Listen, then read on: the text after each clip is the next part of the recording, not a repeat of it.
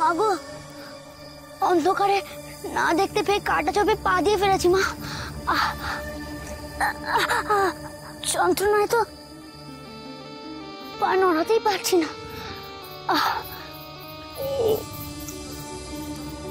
এই গভীর জঙ্গলের মধ্যে কাউকে ডাকলেও যে কেউ সাড়া দেবে না। এখন তো আমাকে কিছু একটু উপায় বের করতে হবে।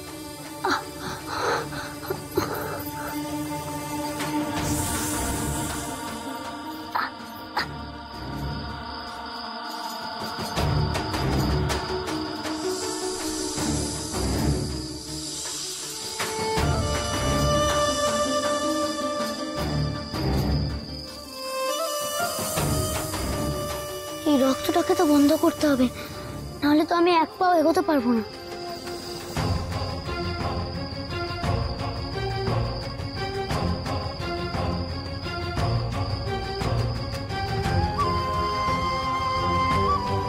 এখন নিজের যন্ত্রণার কথা ভাবলে চলবে না, মনে বল আনতে হবে আমাকে।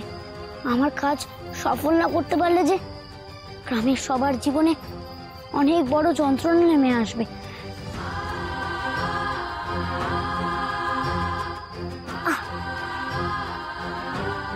এই গভীর জঙ্গলে যে কি করে আমি অগত্যতান্ত্রিককে খুঁজবো তাও তো জানি না। এগোনোর তো কোনো পথ আমি দেখতে পাচ্ছি না। অন্ধকারে যে মা ছাড়া আমাকে কেউ আলো দেখাতে পারবে না। মা, আমি অগত্যতান্ত্রিকের খোঁজ পেতে চাই মা। এই ঘন জঙ্গলে অন্ধকারের মধ্যে তাকে খুঁজে পাওয়া যে খুব দুষ্কর। পথ দেখাও মা, আমায় বলে দাও সে অগত্যতান্ত্রিক কোথায় থাকে, কোথায় গেলে তাকে পাবো আমি, বলে দাও মা।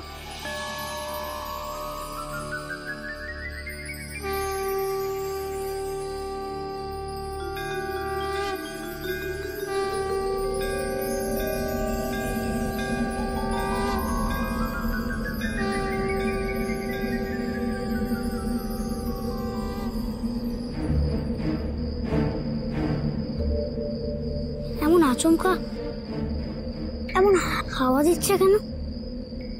এতক্ষণ তো চারপাশটা গুমট হয়েছিল।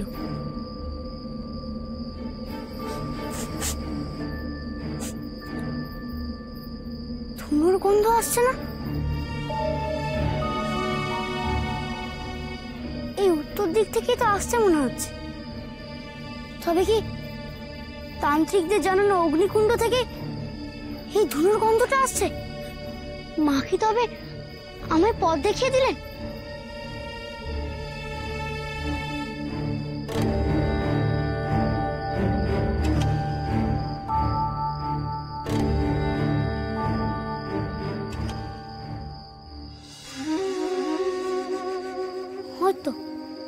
ওই তো সেই অগত্যতান্ত্রিক। যাই, ওনাকে গিয়ে আগামী প্রণাম জানাই।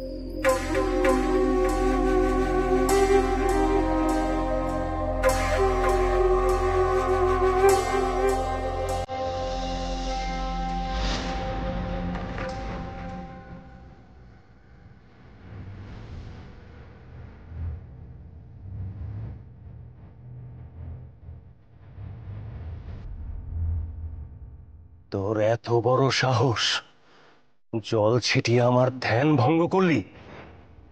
জানিস তোকে এই মুহূর্তে আমি ভস্ম করে ফেলতে পারি।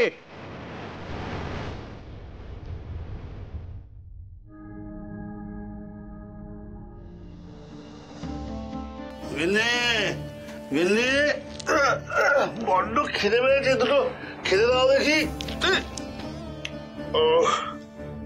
কি নিবু নিবু আজ রান্না বসাওনি, গালে হাত দিয়ে মন খারাপ করে বসে আছো, কি হয়েছে গিন্নি? ও বুঝেছি, তাহলে ঠিক আছে, ঘরে যা আছে তাই দাও। আরে নেশা ভাঙ করে কি আর পেট ভরে? খিদে পেট জ্বলে যাচ্ছে, যা আছে তাই দাও। আমার ছেলেটাও থেকে কষ্ট পাচ্ছে, আর তুমি তুমি এখন খিদে নিয়ে পড়লে? ও তাহলে কাজ করবে, নাও এই বাগানে নাও, নিয়ে হাওয়া দাও, দিয়ে রান্না বসাও। তোমার রান্নার গন্ধে লোকনাথ ঠিক পথ খুঁজে পাবে। আমি বরং যাই একটু গায়ে মাথায় জল ঢেলে নি, যা গরম পড়েছে। ওই বাবা, একটু তাড়াতাড়ি করো, কিন্তু তাড়াতাড়ি করো। কে তুই? আজ অব্দি আমার ধ্যান ভাঙাবার ক্ষমতা কারো হয়নি, আর তুই কিনা এই গভীর অরণ্যে এত রাতে এসে আমার ধ্যান ভাঙালি। তোকে আমি এই মুহূর্তে... আমি লোকনাথ গো, আমাকে ভরসা করার আগে আমার কথাটুকু শোনো। আমাকে এখানে আচার্য ঋষিনাথ পাঠিয়েছেন। তার নাম করে তুই যে আমাকে মিথ্যে কথা বলছিস না, সেটাই বা কে জানে। না গো, আমি মিথ্যে বলি না, বড় বিপদে পড়ে তোমার কাছে ছুটে এসেছি। তোর বিপদ তো আমার কি? তুমিও তো আমার মতো সন্ন্যাসী হয়েছ। মানুষকে বিপদ থেকে উদ্ধার করাই তো আমাদের কাজ। তোমার যদি ক্ষমতাও থাকে, তাহলে কি তুমি সাহায্য করবে না? কি বিপদ তোর, শুনি আগে। আমার ছোট জমিদার মশাইকে সাপে কেটেছে গো। 3 দিনের মধ্যে যদি ছোট জমিদার মশাইকে আমি না বাঁচাতে পারি, তাহলে যে কয়েল দিদি পদ্ম দিদি দুজনকেই বিধবা হতে হবে। কালীঘাট থেকে সেই জন্য আমি তোমার কাছে ছুটে এসেছি। আচার্য, প্রণবাচার্যর মুখে শুনেছি অশ্বিনী কুমার ভাইরা নাকি মৃত মানুষদের বাঁচিয়ে তুলতে পারে। আচার্য ঋষিনাথ তাদের সন্ধান জানেন। তাহলে আমার কাছে এসেছিস কেন? কিন্তু আচার্য ঋষিনাথ বলেছেন তিনি আমাকে অশ্বিনী কুমারদের ডাকার মন্ত্র তবেই বলবেন, আমি যদি তোমার যে পঞ্চমুখী শঙ্খ আছে তার ভেতরে যে গোলাপি মুক্ত আছে সেটা তাকে এনে দিতে পারি। ও, তাহলে সবার নজর পড়েছে আমার ওই পঞ্চমুখী শঙ্খের উপর। খবরদার, খবরদার, যদি ফের স্পর্ধা করেছিস ওই শঙ্খ চাইবার, তাহলে তোকে আর কেউ রক্ষা করতে পারবে না।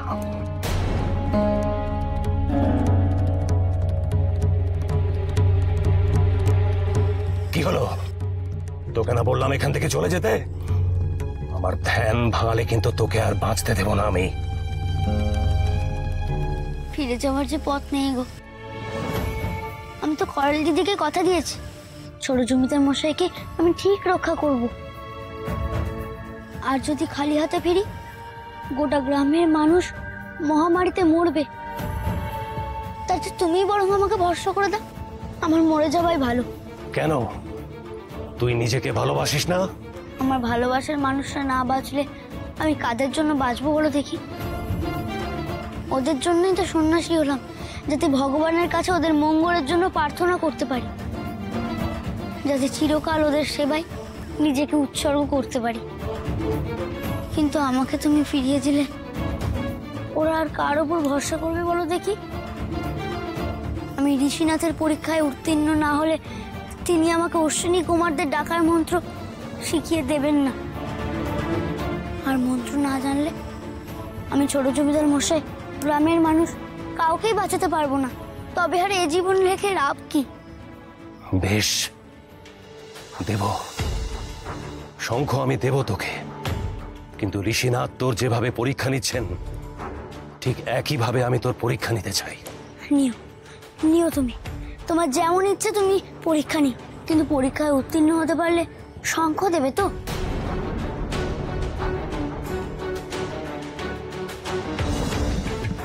এই শঙ্খের অধিকারী যে সে হতে পারে না। অনেক তপস্যার ফলে এই শঙ্খ আমি অর্জন করেছি। শঙ্খকে আমি এখন আমার একটা অঙ্গ বলেই মনে করি। আচ্ছা, তোকে যদি আমি বলি তোর একটা অঙ্গ কেটে আমাকে দে, তুই কি সেটা করতে পারবি? তাতে কারণ মঙ্গল হলে নিশ্চয় দিতে পারবো। অন্যের মঙ্গলের জন্য স্বার্থ ত্যাগ করাই তো আসল মানবতা। মানুষের কল্যাণ করার জন্যই তো গুরুদেবের হাত ধরে সন্ন্যাসের পথে এসেছি। ঠিক আছে,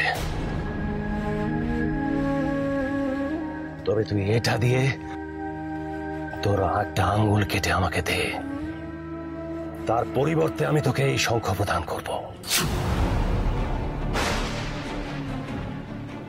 যাক, আজ আমার একটা আঙুল হারিয়ে গেল, আরো 9টা আঙুল থাকবে। কিন্তু ছোট জমিদার মশাইকে 3 দিনের মধ্যে না বাঁচালে যে শত শত গ্রামবাসীরা তাদের সবকিছু হারিয়ে ফেলবে। আমি বরং এক্ষুনি নিজের আঙুল কেটে এই সন্ন্যাসীর হাতে তুলে দিই, তাহলেই শঙ্খ পাবো।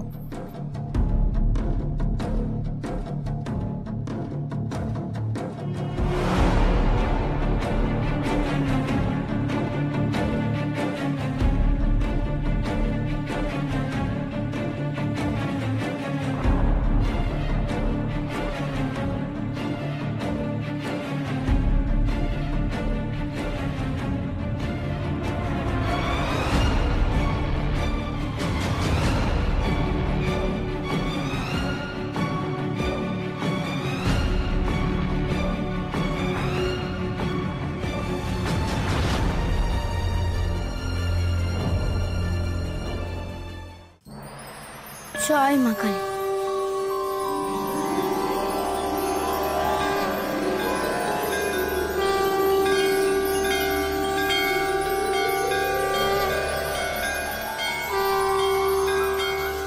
আমার হাতে ওটা কোথায় চলে গেল?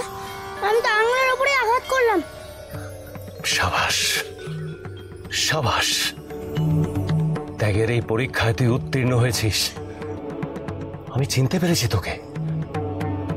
তুই হবি ভবিষ্যতের এক মহান সাধক। মানুষের কল্যাণ কামনা ছাড়া তোর জীবনের যে আর কোনো উদ্দেশ্য নেই, সেটা আমি বেশ বুঝতে পেরেছি। এই নে শঙ্খ, নে।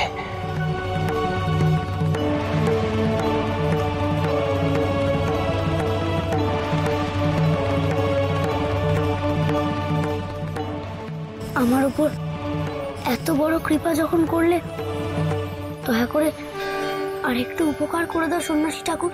না না, আমার কাছে তোকে দেবার মতো আর কিচ্ছু নেই। না না, আমি তোমার কাছে আর কিছু চাইছি না। আচার্য ঋষিনাথ বলেছিলেন তুমি নাকি ব্রহ্মকমলের সন্ধান জানো। আমাকে তো ব্রহ্মকমল নিয়ে যেতে হবে। তুমি যদি বলো কোথায় ব্রহ্মকমল পাওয়া যায়, তাহলে আমার বড় উপকার হয় গো। ব্রহ্মকমল তো এই অঞ্চলে ফোটে না। তবে যতদূর জানি, হিমালয়ের কোলে বছরে একবার মাত্র ফোটে সেই বিরল এবং পবিত্র ফুল। হিমালয়ের কোলে ফোটে?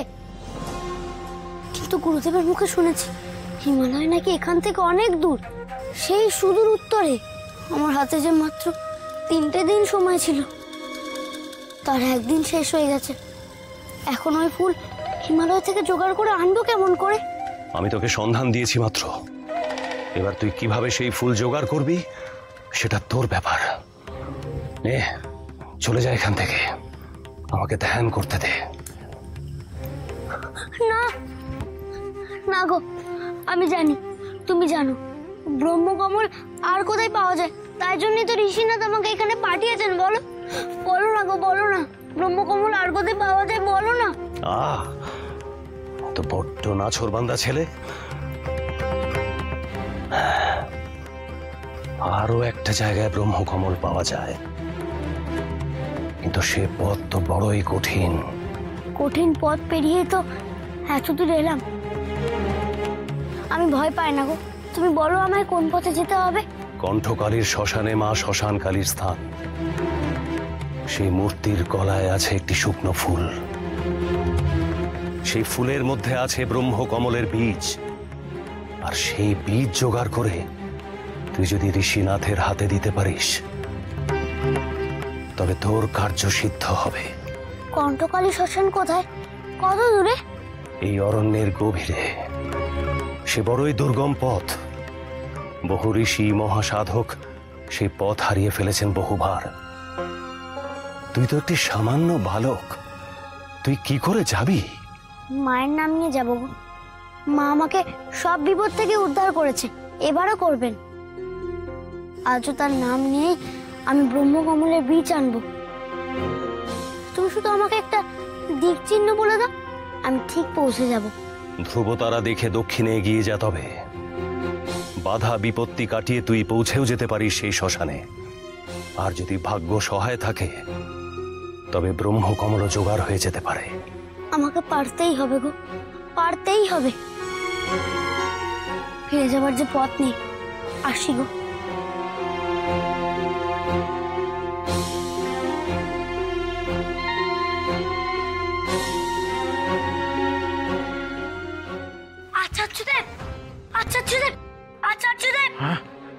কিরে বেনি, কি হয়েছে? লোকনাথ ফিরেছে?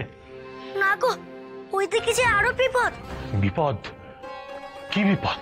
ছোট জীবন বাবুর পা দুটো কালো হয়ে যাচ্ছে। এ কি বলছিস তুই বাবা? তুই ঠিক দেখেছিস? হ্যাঁ গো, আমিও দেখেছি, আর কলেজ দিদিও দেখেছে। ওইদিকে পদ্ম দিদি বলছে তান্ত্রিক নাকি বলেছে দেহ কালো হয়ে গেলে সেই মানুষকে নাকি আর বাঁচানো যায় না। সত্যি? হ্যাঁ রে বাবা, সত্যি। দেহ কালো হয়ে যাওয়ার অর্থ হচ্ছে আত্মাও আর দেহে থাকতে চায় না, সেও তখন মুক্তি চায়। তখন দেহ সৎকারের আয়োজন করতে হয়। তাহলে কি হবে? ছোট বাবুর দেহ পুড়িয়ে ফেললে প্রাণ ফিরবে কি করে? লোকনাথ কল দিদি তো খুব কষ্ট পাবে। এখনো পুরো দেহ কালো হতে দিন দুয়েক সময় লাগবে, কিন্তু তারপর আর কিচ্ছু করা যাবে না। অপদেবতারা তখন সেই দেহের উপর ঝাঁপিয়ে পড়বে। তাই এই সময়ের মধ্যে যদি লোকনাথ না ফেরে তাহলে ঘোর বিপদ।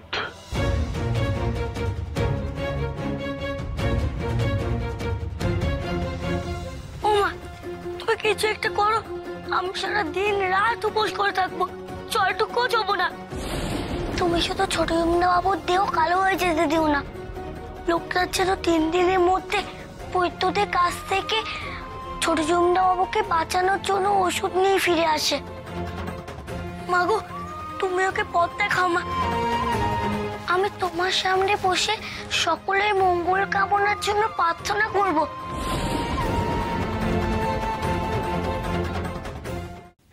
বেনিকে যত দেখছি তত অবাক হয়ে যাচ্ছি।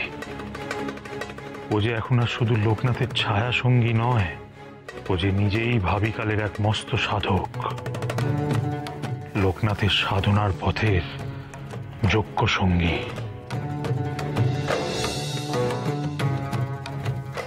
মা, মারে, এরা যে অনেক আশা, অনেক ভরসা, অনেক বিশ্বাস নিয়ে তোর শরণ নিয়েছে মা। রক্ষা কর মা, এদের রক্ষা কর। বালক সন্ন্যাসীদের বিশ্বাসের ভিত তুই মজবুত কর মা, না হলে কালীঘাটের এই পুণ্যভূমির বিশ্বাসের ভিত যে টলে যাবে, আর কেউ যে তোর ওপর ভরসা করতে পারবে না মা।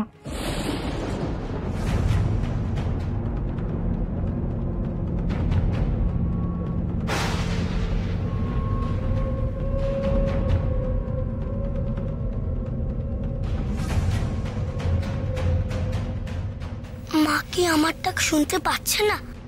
প্রদীপ নিভু নিভু কেন হচ্ছে? লোকনাথ তবে কি করে পথের দিশা পাবে?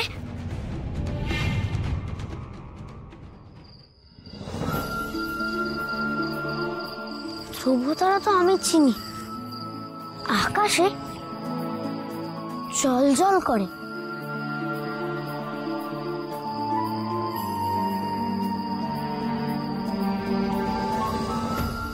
আরে ওই তো ধ্রুবতারা। যাক বাবা, এবার পা চালিয়ে যায়। যত তাড়াতাড়ি সম্ভব শ্মশানে পৌঁছলেই মঙ্গল।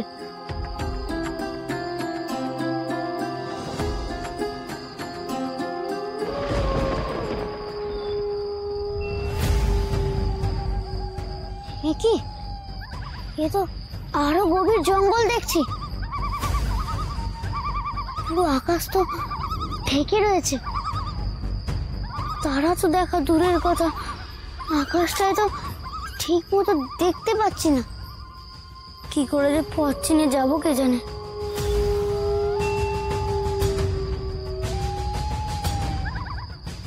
কোন দিকে গেলে যে সেই শ্মশান পড়বে কে জানে। যত রাত বাড়ছে তত তো বাঘ ভাল্লুকের গর্জনও বাড়ছে।